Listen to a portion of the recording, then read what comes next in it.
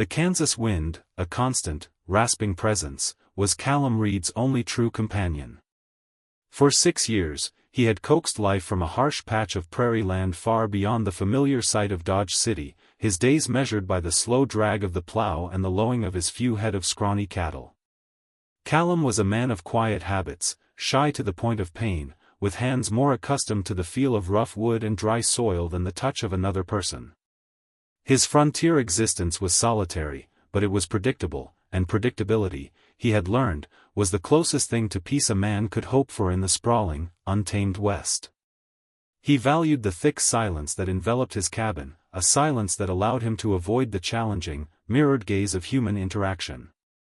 His quiet world shattered on a Tuesday afternoon when the sun was high and the heat shimmered off the tall prairie grass. A rider appeared on the horizon, moving with a speed and confidence that spoke less of travel and more of urgent purpose. As the figure drew closer, Callum immediately recognized what few white settlers ever saw this far north, an Apache, and by her bearing, a woman of consequence. She rode a painted mare with a lean, fierce elegance that matched her own. The rider, Kiona, pulled her horse to a stop 20 yards from Callum's small cabin, the mare's hooves stirring up plumes of dust. She dismounted with the fluid grace of a dancer and the authority of a warrior, her dark eyes scanning the perimeter before settling on Callum, who stood frozen by his water trough, clutching a wooden bucket as if it were a shield. Kiona wore traditional buckskin, her long black hair braided with strips of woven cotton, and carried herself with a self-assured poise that intimidated Callum more than any drawn pistol ever could. "You are the farmer, Callum Reed," she stated, her voice surprisingly low and clear, with the rhythm of her native tongue beneath the precise English. It was not a question. Callum managed a faint nod, the bucket nearly slipping from his sweaty grip. "That's right, ma'am. You're a long way from home." "Home is everywhere the wind blows," Kiona countered, dismissively glancing towards the distant hills. Her eyes, direct and unwavering, searched his face, seeing the uncertainty and the deep reservoir of loneliness he usually kept carefully hidden. "I have traveled far to reach you. I need your help, but what I need is impossible for a man like you to give easily." The request, when it came, was not for water, food, or shelter, but for something far more profound and dangerous. Kiona's younger brother, Nate, had been captured by a group of ruthless prospectors a week ago, men known for their cruelty and their disregard for boundary lines, both legal and moral. She had tracked them to a temporary camp near the Smoky Hill River, 3 days' ride to the north. She had the skill, the courage, and the plan to infiltrate the camp and free him, but the risk was too great for one person alone. "I need a distraction," Kiona said, stepping closer, her gaze demanding honesty. "Not a fighter. A shadow.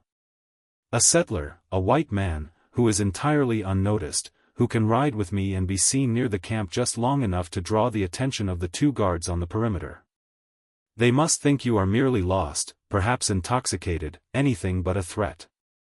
When they leave their posts to investigate you, I go in. Your role is only to be seen. But if you fail, if you are discovered, you will be captured or killed. They will show no mercy to a man traveling with an Apache." Callum swallowed, his throat dry as the dusty earth. His mind, usually slow and deliberate, raced frantically, weighing the impossibility of the task against the immediate, visceral fear of confrontation. He had spent his entire adult life avoiding trouble, cultivating a non-existence to survive. This request demanded the exact opposite, to deliberately court danger, to become a visible target, to act as a bridge between 2 worlds that only knew how to clash. "That's insane," he whispered, finally finding his voice. "I can't fight. I can barely shoot straight. I keep to myself. I can't do this." Kiona didn't sneer or argue. She simply regarded him, her confidence unshaken, challenging him not with words, but with her presence. "Courage is not the absence of fear, farmer. It is the choice to act in spite of it. I did not come to you for your strength. I came to you for your vulnerability. You are overlooked. You are shy. You are the perfect disguise. No one will fear you. No one will expect you to be connected to me. They will not anticipate the man they dismiss. The subtle shift in her words struck him deeply. Kiona was not asking him to be the towering cowboy hero of the dime novels, she was asking him to use the very qualities he saw as weaknesses, his shyness, his lack of presence, as tools. She respected his essential nature, offering him a role that required subtle bravery, not brute force. Why me? Callum asked, genuinely bewildered. There are other ranches closer. Men with guns and reputations. Men with reputations draw suspicion, Kiona replied, walking over to the water trough and gracefully drinking from the cupped hands of her mare. Your name, Callum Reed, was given to me by a friend in the town, a quiet trader.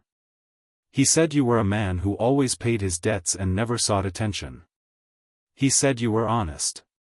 Honesty is a rare shield in this territory. I need a man I can trust to stand where I tell him and not run. The simple endorsement, a man who always paid his debts and never sought attention, felt like the highest praise he had ever received. He looked at Kiona's profile, studying the determination etched there, realizing that his decision was not merely about saving a life, but about choosing whether to remain a ghost on the prairie or to finally make a meaningful connection to the world, however dangerous.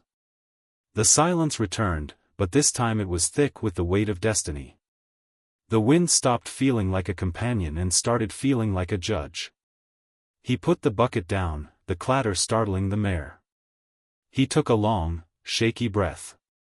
3 days' ride, you said? Kiona watched him, her hand resting on the knife she carried tucked into her belt. She did not offer false comfort. 3 hard days. And the third night is when we move. We leave at dusk. Callum nodded, slowly. The choice had been made. His quiet world was dissolving, replaced by the unknown, terrifying reality of hers. I don't own a rifle, he admitted, his voice barely above a whisper. Kiona smiled then, a quick, almost predatory flash of white teeth that nonetheless held a hint of warmth. You won't need one.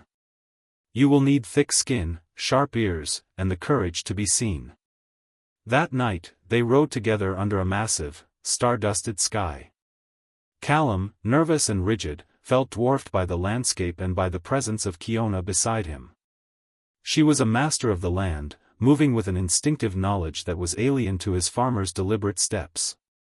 He learned more about the prairie in those few hours than in the past 6 years, how to read the shift in the wind, the language of the nocturnal animals, the secret, softer trails that avoided rock and noise. Kiona, in turn, learned about the shy farmer. He spoke little, but when he did, it was about the resilience of the wheat he planted and the history of the railroad's slow, greedy expansion. She saw that his true strength lay not in physical power, but in his quiet resilience, the capacity to endure and to nurture life in a place that constantly threatened to take it away. They were two opposites, the reserved rancher, whose life was contained, and the determined Apache woman, whose life was one of constant motion, yet they found common ground in their shared vulnerability, the admission of fear, the need for trust. The third night arrived. The prospectors' camp was barely visible beneath the skeletal branches of a cluster of cottonwoods beside the river. Kiona gave Callum his final instructions, her voice low and tight with urgency. Remember, you are lost, she instructed, adjusting the leather bindings on his saddle. You are harmless. You are nothing to fear. Do not look at the camp. Look confused. Look afraid. Do not linger. Just ride, turn back towards the river, and ride away before they can properly identify you. And you? He asked, his heart thumping against his ribs like a trapped bird. I will be gone, she said, tapping the spot on the perimeter where the guards were posted. When they move, I move. Callum mounted his old mule, Bess, his hands trembling. He looked at Kiona, who stood ready, a living arrow nocked and waiting. In that moment, he saw the depth of his commitment, realizing that his willingness to face death for a complete stranger was the most courageous act of his sheltered life. He nudged Bess forward, riding into the circle of firelight and danger. His eyes were wide, fixed on a random point beyond the camp, his posture awkward, perfectly embodying the lost, frightened fool. The guards saw him instantly. They yelled, dropping their card game to investigate the pale-faced, clueless apparition riding a mule toward their illegal claim. "Hey! Get outta here, old man! You're lost," one shouted, moving away from his post. "Whoa there, let's see what this fool wants," the other guard grumbled, stepping away from the trees to join his partner. Callum, sweating profusely, kept riding, performing the role of terrified idiot flawlessly. He heard a whisper of movement behind him, too quick for the eye to catch. Kiona was gone. He waited until the last possible second, until the guards were halfway to him, before spinning Bess around in a clumsy, panicked turn and kicking her into a terrified gallop back the way he came. Shots were fired into the night, but they were aimed at the fleeing shadow, not the hidden warrior. He didn't stop until he was a mile away, the frantic shouts and the fading muzzle flash swallowed by the vast, indifferent prairie. He slowed Bess to a walk, then stopped, leaning over the mule's neck, trying to regulate his breathing, convinced he had failed, that he had merely gotten himself killed for nothing. Then, a sound behind him. Kiona and a young man, Nate, appeared from the darkness. Nate was bruised and weary, but free. "You did it," Kiona said, her voice filled with a mixture of disbelief and respect. "You were exactly what they did not expect. You were perfect." Callum could only manage a slow, relieved nod. He had faced his deepest fear, the fear of being seen, the fear of action, and survived. Kiona placed a hand on his arm, a firm, grounding touch that sent a surprising warmth through him. "You showed more courage than any man with a gun. You trusted me with your life. This debt is one that runs deeper than any river." As dawn broke, Kiona and Nate rode away toward the southern territories, leaving Callum alone once more. But the silence that settled around him this time was different. It was no longer the silence of emptiness, but the silence of potential. He was still the shy farmer, but now he was also the man who had ridden into the fire, the man who had chosen to build a bridge between two opposite worlds, proving that the true strength of the West lay not in the guns men carried, but in the vulnerable trust they dared to place in each other. His simple choice had indeed transformed him, leaving him with a deeper understanding of courage, connection, and the unexpected way destiny brings together the unlikeliest of souls.